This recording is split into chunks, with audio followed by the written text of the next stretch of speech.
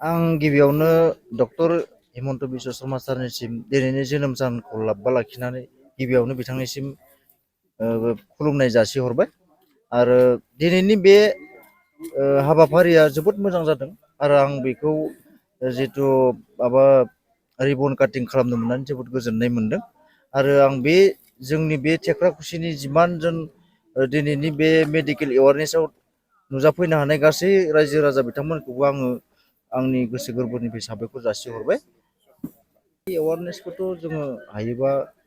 लाबाय थानो नांगौ आरो आं दिनै बुंगोन एवारनेसखौ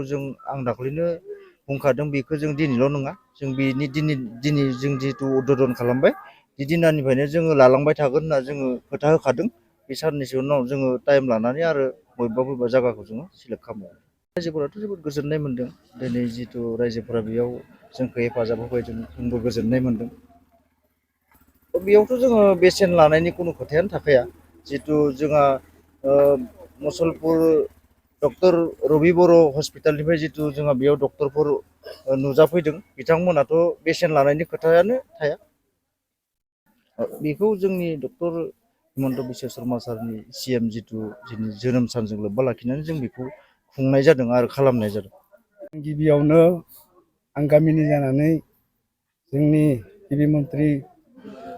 मुस्रि हेमन्त बिश्व शर्मा बिथांनि जोनोम सानखौ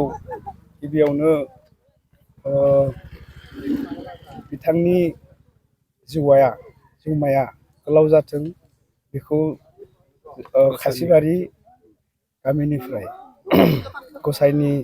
सेराव गोलाव जाथों बेखौ बोर सारस्रिहरबाय। बेजों लोगोसे बिथाङा जि जोंनि बे टेक्राकुसि खासिबारि गामियाव फ्रि हेल्थ चेकआप जि हाबाफारि लाबोदों बेखौ जोंनि गामिनिफ्राय जोबोद गोजोननाय मोनदों आरो जों बेखौ बाख्नायनांगोन जे बिथाङा जोंनो फ्रियै जि मुलि राननानै होदों बेयाव थारमाने जोंनि गासै बेमारिफ्रा जोबोद गोजोननाय मोनदों। बेबायदिनो बोसोरफ्रोमबो बेबायदि राननाय हाबाफारिखौ खालामबाय थाथों बेखौ जोङो जोंनि खासिबारि गामि आफादनिफ्राय जोङो गुरैयै बरायहरग्रोबाय आरो आसा थाबाय बेबायदि हाबाखौ मावफुंबाय थागोन बेखौ आं गामिनि जानानै आसा थाबाय। गिबियावनो आं दिनै जोंनि आसामनि chief minister honourable doctor Hemanta Biswa Sarma डाङरियानि बार्थडे दिनाव दिनै जोंनि मुसलपुर डिस्ट्रिक्टनि आयुर्वेदिक मेडिकेल अर्गेनाइजेसननि तरफनिफ्राय जों ST मर्चा हिसाबै जोंखौ आरो SC मर्चाखौ जोंखौ बाहाय निमन्त्रन खालामनायनि गिबियावनो आं धन्यबाद जासिहरदों आरो बाहाय नुफैनानै पाब्लिकनि जि पार्टिसिपेसन जाफैदों बाहाय नुफैनानै बिराद मोजां मोनफैदों आं गोसोखौ आरो मानसिफोरा बाहाय जोंनि चिफ मिनिस्टारनि गोलाव जिउनि थाखाय आर'ज गाबदों आरो आशीर्बाद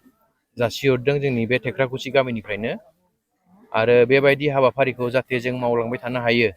आरो जोंनि चिफ मिनिस्टारा आरो गोहो मोनबावो मोजां खामानि मावलांनो थाखाय जोंनि आसाम रायजोनि थाखाय बेखौनो आं मा कामाख्यानिसिम आर'ज गाबहरो आरो धन्यबाद।